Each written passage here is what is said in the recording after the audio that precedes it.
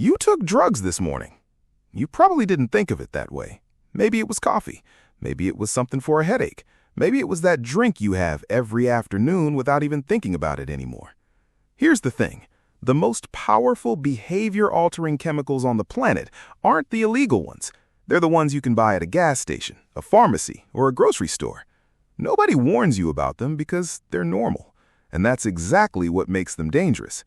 This is every legal drug, what it actually does to your brain and body, and the part they left off the label. Before we start, one of these drugs is clinically more addictive than cocaine in the way it rewires your reward system.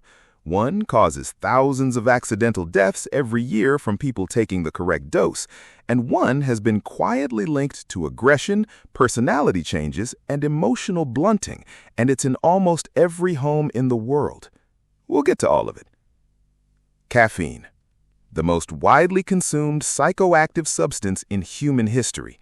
Over 2 billion cups of coffee consumed every single day, and almost nobody understands what it's actually doing. Caffeine doesn't give you energy. Let that land for a second. It doesn't create energy. It blocks a chemical called adenosine, the signal your brain uses to tell you that you're tired. Caffeine parks itself in adenosine's receptor, and the message never arrives. You feel alert, focused, functional, but your tiredness didn't go anywhere. It's still building. Caffeine just stopped you from feeling it. When the caffeine clears, the adenosine floods back all at once. That's the crash. You didn't run out of energy. You got the bill for the energy you already spent. Here's the part nobody talks about. Your brain adapts. It starts producing more adenosine receptors to compensate for the ones being blocked, which means over time you need more caffeine just to feel normal. Not good, normal. And here's the part that should genuinely unsettle you. Most people who say they're a morning person after coffee aren't. They're just in withdrawal until the first cup arrives. The ritual you think is enhancing your baseline is, for a significant portion of regular users, simply treating a dependency they created. Stopping suddenly causes headaches, fatigue, irritability, and difficulty concentrating for 2 to 9 days. That's a textbook withdrawal profile. We just decided as a culture to call it something else. Alcohol. A depressant that the entire world decided to make the centerpiece of celebration, grief, first dates, and funerals. It slows down your central nervous system. That's not a metaphor. It is literally a sedative. Here's what it actually does in sequence. First, it suppresses the prefrontal cortex, the part of your brain responsible for judgment, impulse control, and consequences. This is why you feel confident. You didn't gain courage, you lost the part of your brain that was telling you to be careful. Then it disrupts glutamate, your brain's primary excitatory chemical, while enhancing GABA, the main inhibitory one. Everything slows. Reaction time drops, coordination goes, emotional regulation fades, and yet your brain is simultaneously running less self-monitoring, so you feel fine.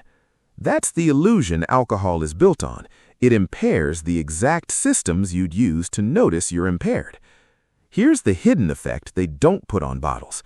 Alcohol completely suppresses REM sleep. You pass out faster, yes, but REM is the stage where your brain consolidates memory, processes emotion, and restores itself. Drink regularly and you're not sleeping, you're unconscious. There's a difference, and it compounds over time in ways most people never connect to their drinking. The other thing, alcohol is metabolized into acetaldehyde before it becomes harmless. Acetaldehyde is toxic. It damages cells, inflames the liver, and is classified as a Group 1 carcinogen. The hangover isn't just dehydration, it's your body processing poison. Sugar. This is the one that should bother you most because it's in everything and nobody thinks of it as a drug at all. Sugar triggers dopamine release in the brain's reward system, the same system activated by cocaine, gambling, and sex. The response is different in degree, but not in mechanism. Your brain learns to anticipate sugar. It begins to crave it. It begins to need it to feel neutral. Studies on rats given intermittent access to sugar show binging behavior, withdrawal symptoms including anxiety and teeth chattering when removed, and cross-sensitization with other addictive substances. The rats that were sugar-dependent showed greater motivation to obtain cocaine when it was offered. Here's where it gets uncomfortable. The food industry has known this for decades. Hyper-palatable foods are specifically engineered to hit the bliss point, the precise combination of sugar, fat, and salt that maximizes reward response while minimizing satiety signaling. You're not overeating because you lack willpower. You're responding exactly as the product was designed to make you respond. And here's the hidden effect. Sugar consumption spikes insulin, which eventually crashes blood glucose. That crash feels like irritability, difficulty concentrating, and fatigue. Most people reach for more sugar at this point, which is precisely what the cycle is designed to produce. The energy you got from the sugar is now costing you focus, mood stability, and time. Ibuprofen, the drug that lives in every medicine cabinet, every gym bag, every desk drawer. You take it for a headache and don't think about it again. Here's what it's actually doing. Ibuprofen works by inhibiting enzymes called COX-1 and COX-2, which produce prostaglandins, the chemicals responsible for inflammation and pain signaling. Block the prostaglandins, block the pain. Simple mechanism. The hidden effect. Those same prostaglandins protect the lining of your stomach. COX-1 inhibition reduces that protection. Regular ibuprofen use, and regular means more than a few times a week, increases the risk of stomach ulcers, gastric bleeding, and gut permeability significantly. Long-term users develop GI damage they often attribute to stress or diet. There's more. Ibuprofen constricts blood vessels in the kidneys. Occasional use, no problem. Regular use, in someone even mildly dehydrated, can reduce kidney function measurably over time. And a 2017 study found that men who took ibuprofen regularly for just 6 weeks showed signs of hormonal disruption, specifically a hypogonadism, reduced testosterone signaling that the body partially worked around. Nobody tells you that when they hand you the bottle. Antihistamines, the allergy medicine, the sleep aid, the thing people take before flights or when they can't turn their brain off. First-generation antihistamines, diphenhydramine, which is the active ingredient in Benadryl and most over-the-counter sleep aids, work by blocking histamine receptors. Histamine keeps you alert.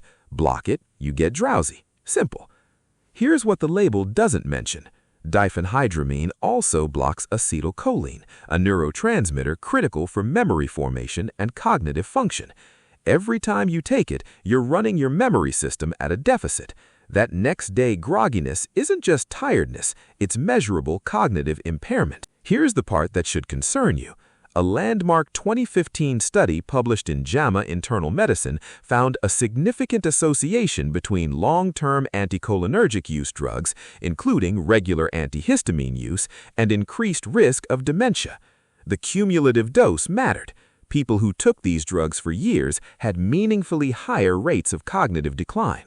The drug that helps you sleep tonight might, if used for years, be silently taxing the exact cognitive systems you're trying to protect.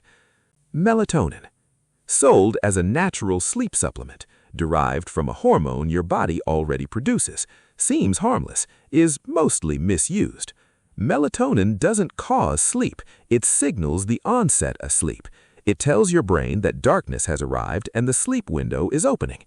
The dose your body naturally produces is 0.1 to 0.3 milligrams. That is 17 to 100 times your natural dose. A 23 study found that the actual melatonin content in supplements varied from what was labeled by up to 478%. You have essentially no idea what you're taking. Here's the hidden effect. Regular high-dose melatonin may suppress your body's own natural production through a feedback mechanism.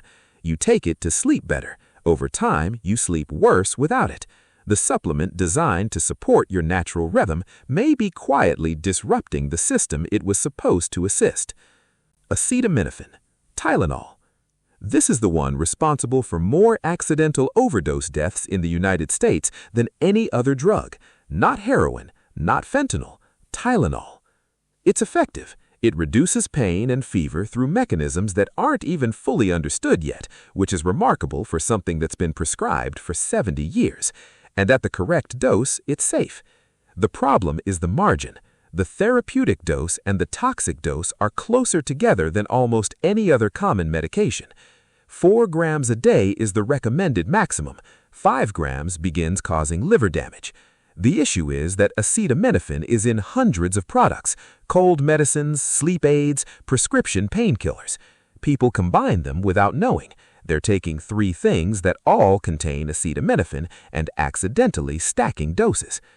Acetaminophen overdose causes acute liver failure. It's responsible for roughly 50,000 emergency room visits in the U.S. alone, and the damage can be silent for days. You feel fine, and then you don't. Here's the thing. It's not that Tylenol is particularly dangerous on its own. It's that we hand it out like it's harmless, put it in dozens of combination products without making that clear, and then act surprised when the math adds up wrong. Energy drinks. Not just caffeine, that's what most people miss. A standard energy drink contains caffeine, taurine, B vitamins, and often additional stimulants like guarana, which itself contains caffeine, meaning the total stimulant load is significantly higher than the caffeine label suggests. The cardiovascular effects are real and documented. A 2019 study found that a single 32-ounce energy drink caused significantly greater increases in blood pressure and QTc interval, an electrical measure of heart rhythm, than a caffeine-only drink with the equivalent dose. The combination of compounds does something that caffeine alone doesn't. Here's the part aimed at younger consumers specifically. These drinks are heavily marketed to teenagers.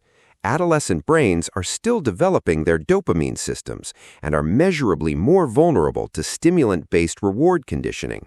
The age group most targeted by this product is the age group most likely to develop dependency from it.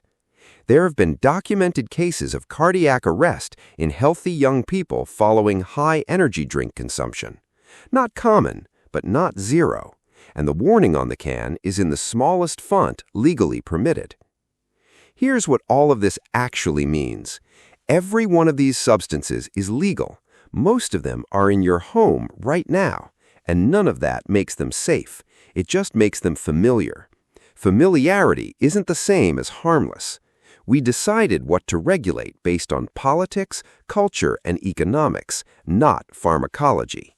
The most dangerous drug in this video statistically is alcohol. The one most likely to be quietly eroding your cognition over decades is probably the antihistamine or the sleep aid you take without thinking. The one killing the most people at the correct dose is the one in your medicine cabinet labeled for pain relief. The illegal drugs you were warned about in school are genuinely dangerous, but the ones you were never warned about, the ones you took this morning, those deserve the same level of honest understanding. You don't have to stop using them, you just have to know what they are. That's the part they left off the label.